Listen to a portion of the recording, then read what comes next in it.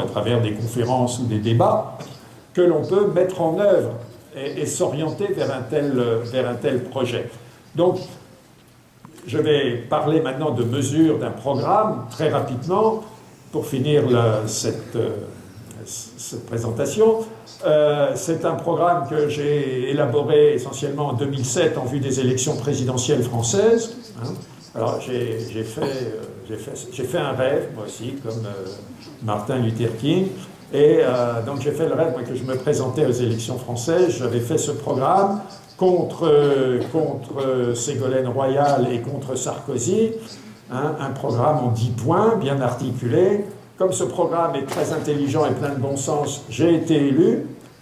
Et comme c'est un rêve, j'ai mis en application le programme et j'ai été assassiné dans la semaine qui suivait. Bon. Alors, ce programme, voilà. Les 10 mesures réformistes, je passe rapidement, c'est au fond l'étape intermédiaire.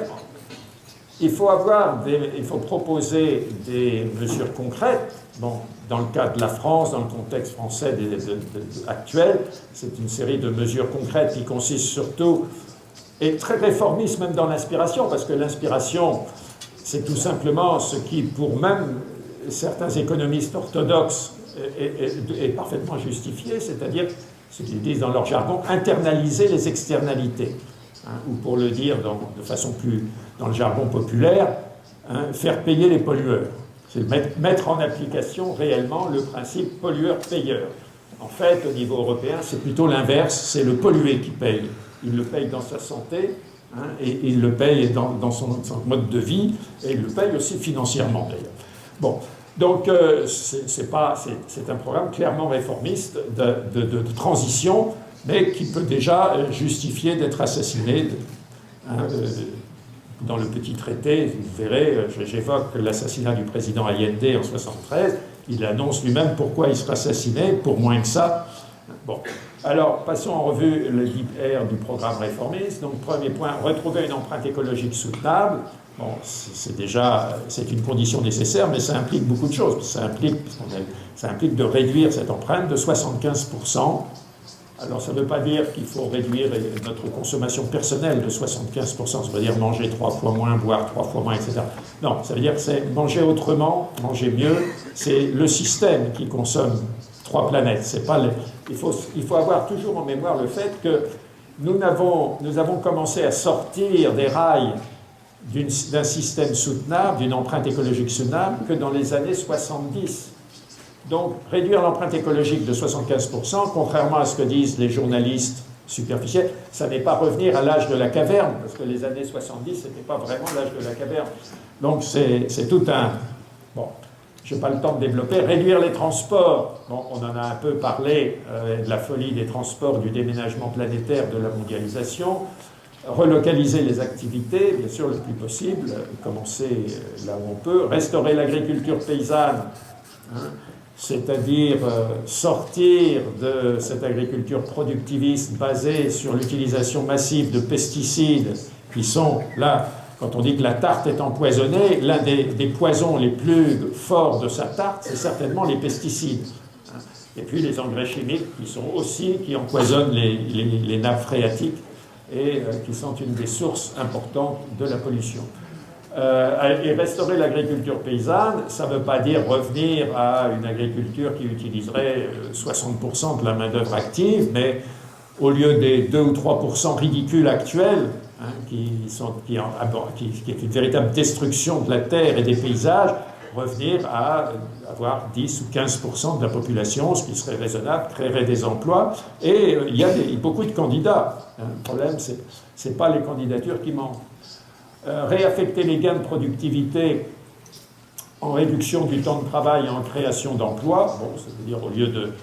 On ne va pas brutalement réduire la production, mais au fur et à mesure qu'il y a des gains de productivité, au lieu d'augmenter la production, on réduit le temps de travail ou on crée des emplois.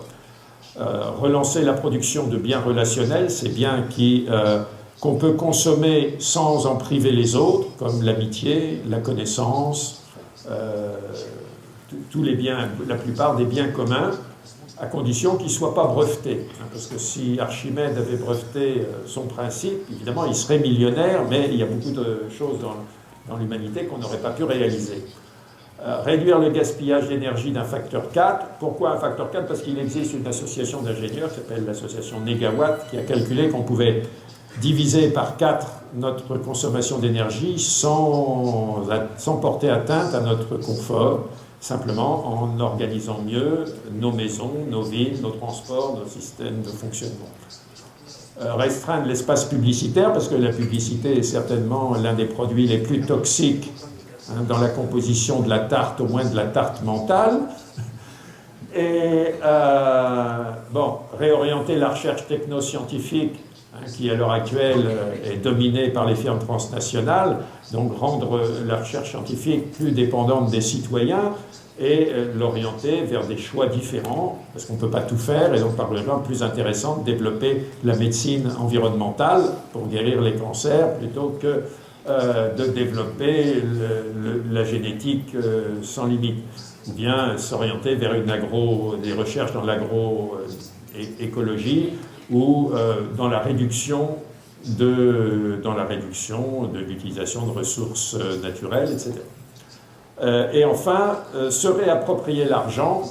Alors ça, c'est un point qui ne figure pas explicitement dans le petit traité, parce que je l'ai rajouté après la crise. C'est vrai qu'il faut contextualiser, et il est sûr que l'argent est une chose trop sérieuse pour être laissée entre les mains des banques, et il est urgent que l'argent soit... Alors, réapproprier l'argent, c'est pas seulement le fait de contrôler... Alors, dans un première étape, bien sûr, il faudrait contrôler les banques, probablement remettre en application ce qui était le programme, déjà en 1936, d'un ministre socialiste français qui s'appelait Vincent Auriol, et qui est devenu président de la République, et qui avait eu cette belle formule que malheureusement il a oublié d'appliquer. Il disait « Les banques, je les ferme, les banquiers, je les enferme ».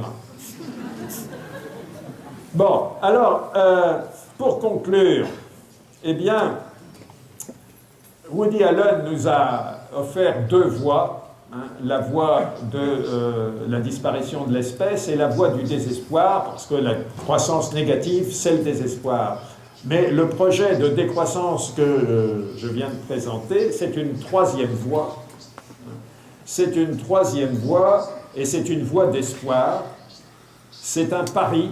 C'est le pari que l'humanité, attirée par l'aspiration vers un monde meilleur, parce que l'humanité, je crois, l'humanité obéit à 2 forces, une force d'attraction et une force de pulsion. La force d'attraction, c'est l'aspiration, assez généralement partagée à un monde meilleur. Tout le monde aimerait bien vivre dans un monde plus pacifique, dans un monde où on s'aimerait mieux les uns les autres, etc. Seulement, il y a la pression des intérêts, il y a les situations acquises, il y a les habitudes, tout ça nous empêche de vivre mieux. Mais on aspire, si c'était possible, et c'est l'aspect, le rêve, d'un monde meilleur. Ça ne suffit pas pour nous amener à rompre avec la toxicodépendance, parce que dans la toxicodépendance, bien sûr, il y a les drogueurs, c'est-à-dire les trafiquants de drogue, les firmes transnationales qui ne renonceront jamais et qui seront toujours là pour nous tenter, pour nous présenter la drogue, pour nous la présenter sous toutes ses formes, sous tous ses déguisements, comme ce Barnier, par exemple. Bon, avec la croissance verte, prenez un peu de croissance verte, cher ami, ça vous fera pas de mal. Bon, et puis il y a les drogués, c'est nous. Les drogués, c'est nous, et nous sommes laissés piéger, et maintenant nous sommes victimes de ce qu'un vieux philosophe appelait la servitude volontaire. Nous sommes victimes de double servitude, une servitude involontaire qui nous est imposée par le système, et puis finalement une servitude volontaire, celle que nous avons intériorisée, et qui nous amène à continuer à fréquenter notre fournisseur de drogue, notre dealer, plutôt que d'entreprendre une cure de désintoxication. Alors, la deuxième force, c'est ce que j'appelle le coup de pied dans le cul, c'est-à-dire la menace de la catastrophe, et l'urgence, la nécessité, le danger, l'épée de Damoclès que nous avons sur la tête. Et donc, la décroissance, ou le projet de la décroissance, c'est un pari, c'est pour ça que j'ai intitulé mon livre « Le pari de la décroissance », c'est un pari, c'est le pari que l'humanité, attirée par un idéal d'une société démocratique, écologique, juste, et poussée par la nécessité, fera le choix donc de cette société plus juste plutôt que le suicide collectif.